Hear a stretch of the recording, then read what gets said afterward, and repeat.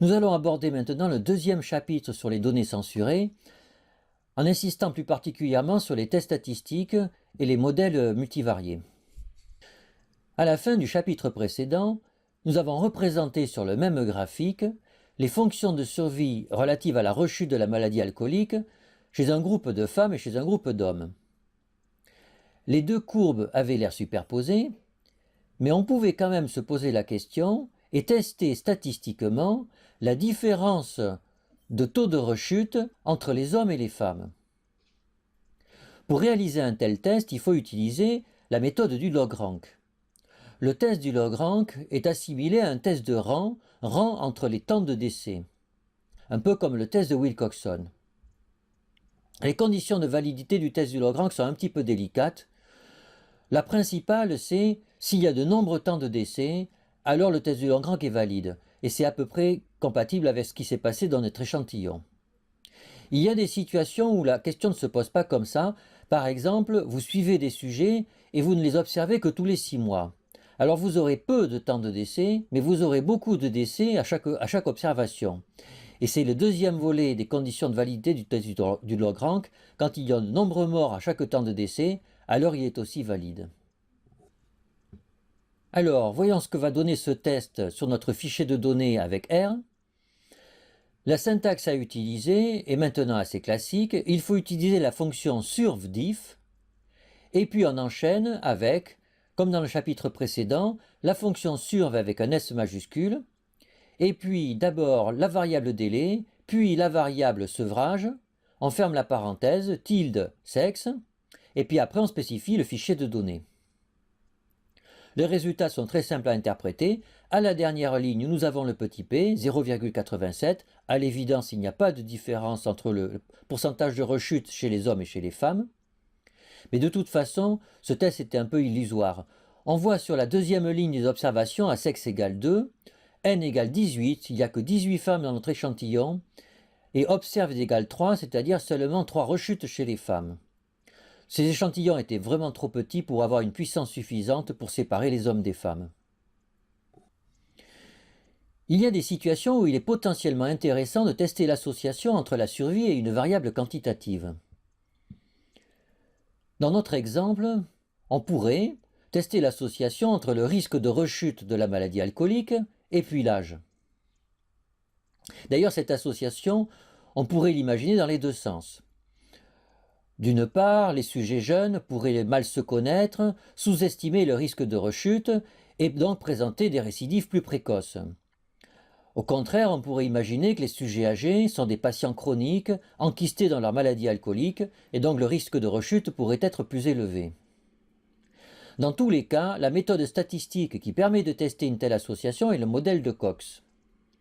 Nous verrons dans les diapositives suivantes comment vérifier ces conditions de validité. Voyons tout de suite comment estimer un modèle de Cox avec R.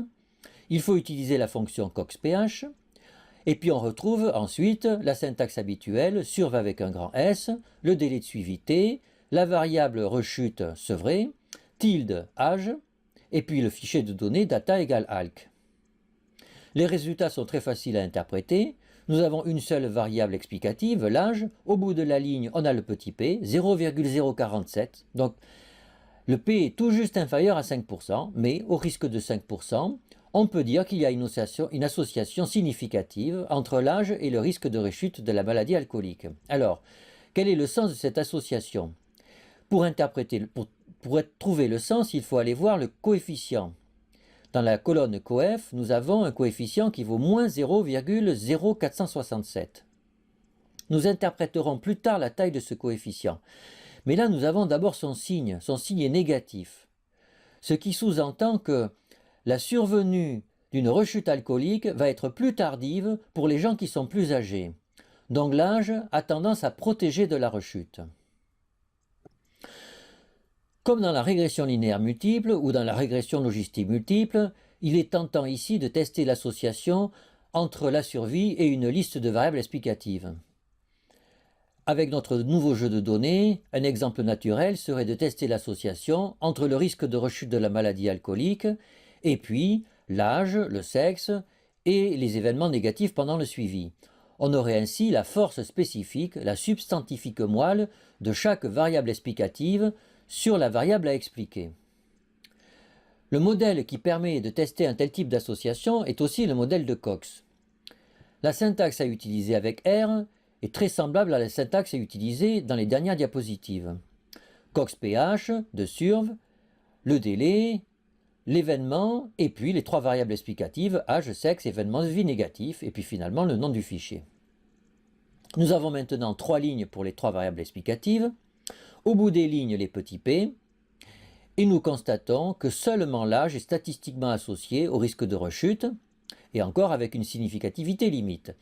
Le sexe et les événements de vie négatifs ne sont donc pas statistiquement associés au risque de rechute de la maladie alcoolique. Encore que tout ça est à relativiser, parce que nous avons vu qu'il y avait très peu de femmes dans cet échantillon, donc très peu de puissance, et il y a pour les événements de vie négatifs seulement 5 sujets qui en ont eu pendant la durée de suivi. Donc pour sexe et événements de vie négatifs, la puissance statistique est très faible. Les tests statistiques qui conduisent à une acceptation de l'hypothèse nulle sont donc à interpréter avec beaucoup de prudence. Qu'en est-il de l'interprétation des coefficients? Ils sont négatifs, donc c'est plutôt dans un sens de protection. En tant que tels, ils sont très difficiles à interpréter en dehors de leur signe. Par contre, l'exponentielle de ces coefficients peut être interprétée, surtout quand la variable explicative correspondante est binaire. Prenons l'exemple des événements de vie. L'exponentielle du coefficient vaut 0,64. Nous avons donc 36% de chance de moins présenter un risque de rechute à un instant donné. Ce 0,64 correspond à un hazard ratio ou rapport des risques instantanés de décès. Comme nous l'avons dit, ce rapport de risque instantané, qui vaut ici 0,64, correspond au fait que l'on a 36%, 36% c'est le complément de 64 à 100%, 36% de chance en moins de faire une rechute de la maladie alcoolique quand on a eu des événements de vie plutôt que quand on n'en a pas eu. Alors bien sûr, ici, ça peut sembler paradoxal, mais souvenons-nous qu'il n'y a que 5 sujets qui ont eu des événements de vie négatifs et que la variable, en tout état de cause, n'est pas statistiquement associée. Donc l'interprétation de ce hazard ratio est purement à titre pédagogique. Alors, dernier point, capital, incontournable, comment vérifier les conditions de validité du modèle de Cox? Et là, c'est pas si simple que ça, c'est le moins qu'on puisse dire. Premier élément, peut-être le plus facile, comme dans la régression logistique, il faut un nombre suffisant d'événements, c'est-à-dire 5 à 10 par variable explicative. Je vous renvoie à la diapositive spécifique du cours sur la régression logistique. Alors maintenant, venons-en à la condition de validité propre au modèle de Cox, vérifier l'hypothèse des risques instantanés proportionnels.